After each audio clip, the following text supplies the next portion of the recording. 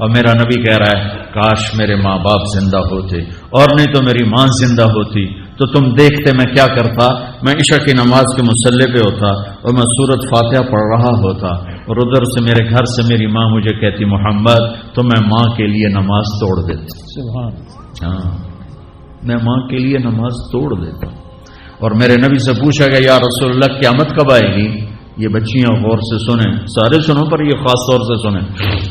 آپ نے کہا اللہ کو پتا ہے، کہ یا رسول اللہ کوئی نشانی بتا دیں۔ تو آپ نے کہا جب بیٹیاں بھی ماؤں کو ذلیل کریں گی تو قیامت آئے گی، جب بیٹیاں بھی ماؤں کو ذلیل کریں گی تو قیامت، ان تلد الامۃ ربتہا، جب ماں کے ساتھ بیٹیاں نوکر جیسا سلوک کریں گی، نوکرانی جیسا سلوک کریں گی تو قیامت کے نکارے پہ چوٹ پڑ کے رہے گی۔ یہ نہیں کہا جب کفر پھیل جائے اور جب اسلام بڑھ جائے گا، اس حالانکہ قیامت اس وقت آئے گی جب دنیا میں ایک مسلمان باقی نہیں رہے گا۔ یہ واقعہ کی سنگینی کو بتانے کے لیے فرمایا جب ماؤں کو ذلیل کیا جائے گا قیامت آ جائے گی۔ میرے نبی نے فرمایا عمر تیرے دور میں ایک شخص آئے گا اویس،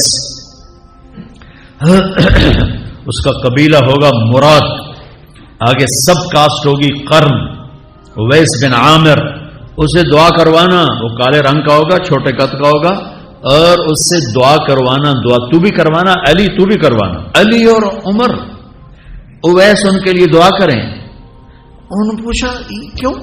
کہ اس نے ماں کی خدمت کر کے اللہ کو اتنا راضی کر دیا ہے، جب وہ ہاتھ اٹھاتا اللہ خالی نہیں لوٹاتا۔ اللہ کی قسم عمر و علی کو اویس کی دعا کی ضرورت نہیں تھی، امت کو پیغام دینا تھا کہ مائیں ذلیل ہو رہی ہیں آج، اور باپ جوان اولاد سے چھپتے پھر رہے ہیں، تو میرے رب میرے نبی نے یہ آگے پیغام دینا تھا کہ نبی ہو کر رسول ہو کر کہہ رہے ہیں کاش ماں ہوتی تو میں اس کے لیے نماز توڑ دیتی۔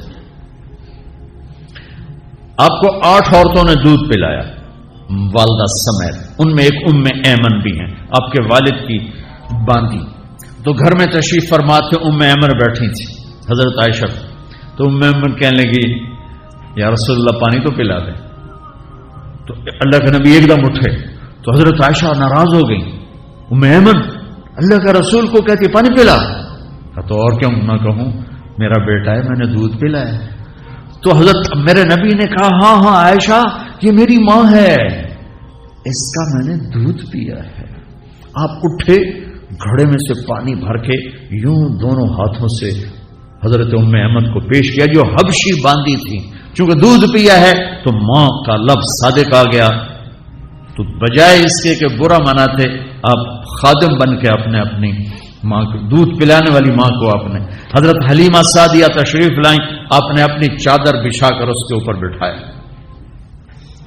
حضرت عمر کا دور خلافت آیا، وہ ہر سال حج کرتے تھے، اور بھائی کوئی اویس ہے وہ ملتا ہی کوئی نہیں تھا۔ 3-4 سال گزر گئے تو کہنے لگے سارے حج اکٹھے ہو جاؤ، بھائی سارے حج اکٹھے ہو گئے۔ آپ نے کہا سب کھڑے ہو جاؤ، سارے کھڑے ہو گئے۔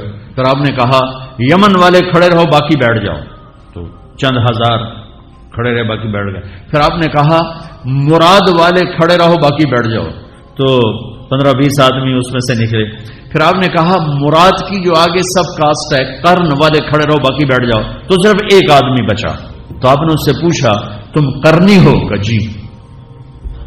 اویس کو جانتے ہو؟ کہ جی میرے بھائی کا بیٹا ہے۔ وہ تو تھوڑا سا ایسی ہے دیوانہ سا، آپ کیوں پوچھ رہے ہیں؟ تو حضرت عمر رونے لگے، کہا وہ نہیں تو دیوانہ ہے، کدھر ہے؟ کہا جی عرفات گیا ہے اونٹ چرانے۔ تو حضرت عمر نے علی کو ساتھ لیا اور دوڑ لگا دی عرفات کی۔ وہاں گئے تو حضرت اویس ایک جھاڑی کے نیچے نماز پڑھ رہے تھے، یہ دونوں حضرات آ کے بیٹھ گئے، انہوں نے محسوس کیا 2 بندے آ گئے، نماز مختصر کر دی۔ حضرت عمر نے پوچھا کون ہو میرے بھائی؟ کہا جی مزدور ہوں۔ تمہارا نام کیا ہے؟ کہا جی اللہ کا بندہ۔ کہا ارے بھائی وہ تو سبھی اللہ کے بندے ہیں، تیری ماں نے تیرا نام کیا رکھا ہے؟ کہا تم کم پوچھ رہے ہو؟ انہیں تو پتہ ہی نہیں تھا کہ عمر ولی کیوں بھائی تسی کون ہو انٹرویو کرنے والے؟ تو مولا علی نے کہا یہ ہیں عمر بن خطاب امیر المومنین اور میں ہوں علی بن ابی طالب۔ پھر وہ ہل گئے، کہنے لگی میں معافی چاہتا ہوں، میں پہلی دفعہ آیا ہوں، مجھے تو پتہ ہی کوئی نہیں ہے۔ تو حضرت عمر نے فرمایا تم اویس بن عامر ہو؟ کہ اچھا ہاتھ اٹھاؤ ہمارے لیے دعا کرو۔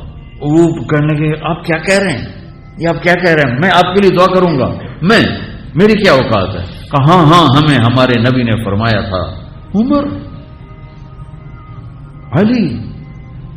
علی جنت میں تیرا گھر میرے گھر کے سامنے ہوگا، اس کے بعد کسی کی دعا کی ضرورت ہے؟ عمر، میں نے جنت میں محل دیکھا، میں نے پوچھا کس کا ہے، مجھے کہا گیا قریشی کا ہے، میں سمجھا میرا ہے، جانے لگا تو کہا گیا عمر بن خطاب کا ہے، ان کو اویس کی دعا کی ضرورت ہے؟ میدان عرفات میں 1.25 لاکھ صحابہ کے ساتھ آپ اونٹ پہ تشریف فرما ہے، اونٹنی پر، تو آپ نے فرمایا اس وقت میرا اللہ میرے صحابہ پہ فخر کر رہا ہے اور عمر پہ خاص طور پہ فخر فرما رہا ہے۔ ہمیں ہمیں ہمیں ہمیں پیغام دینا تھا، آنے والے زمانوں میں یہ ہونا تھا۔ سبحان اللہ۔ امام ابو حنیفہ کا نام تو سب کو معلوم ہے نا، ایک اور عالم بتاتا ہوں، عبد الرحمن بن ابی لیلہ، ان میں علمی کھٹ پڑ تھی بہت زیادہ، آپس میں بنتی نہیں تھی۔ تو ابو حنیفہ جیسی ہستی جن کے کروڑوں فالوور آج ہیں، ان کی ماں کہتی نعمان یہ مسئلہ ہے جا کے عبد الرحمن سے پوچھ کے آ۔ زندگی میں ایک دفعہ نہیں کہا ماں جی میں اس کو بڑا عالم ہے میرے کو پوچھ لو، کہا اچھا ماں جی، اپنی چادر اٹھاتے اور پہنچ جاتے دروازے پہ دستک دے کے بھائی مجھے میری اماں نے بھیجا ہے آپ اس پہ فتویٰ، حالانکہ ان کی اپنی رائے اس کے خلاف ہوتی تھی، لیکن ماں کے احترام میں جا کر ان سے مسئلہ پوچھتے جن سے روزانہ مناظرہ ہوتا تھا، روزانہ کھٹپٹ ہوتی تھی علمی، ماں نے کہہ دیا جا کر ان سے پوچھ کے آتے تھے، اپنی اتنی بڑی علمی قدر و منزلت کو ایک طرف رکھ دیتے تھے، نہیں میری ماں نے مجھے کہا۔ تو آپ سب نوجوان ہو، ماں باپ زندہ ہیں تو ان کی دعا لو، آہ نہ لو، دعا لو۔ مجھے یاد آیا میرے والد رحمت اللہ علیہ کہ ایک دفعہ مجھے خط آیا کہ جب پیسے ختم ہوتے ہیں اسی وقت ہی تمہارا خط آتا ہے کہ پیسے بھیج دو، کبھی آگے پیچھے بھی بتا دیا کرو زندہ ہیں کہ مردہ ہیں۔ تو تعلق ہی نہیں تھا، صرف پیسے تک تھا، بھی پیسے گھال دو پیسے، اب تو خط کی ضرورت نہیں ہے، فون پہ ہو جاتا ہے، اس وقت یہ خط ہوتے تھے۔ تو میرے والد نے گلے کا خط لکھا، مجھے افسوس ہونا چاہیے تھا، میرے اوپر جوں بھی نہیں رہی، ہم نے والدین کی عظمت کو پڑھا ہی نہیں ہے، وہ تو در مصطفیٰ سے یہ چیز ملتی ہے، محمد مصطفیٰ کے در سے یہ سبق ہمیں مل رہا ہے۔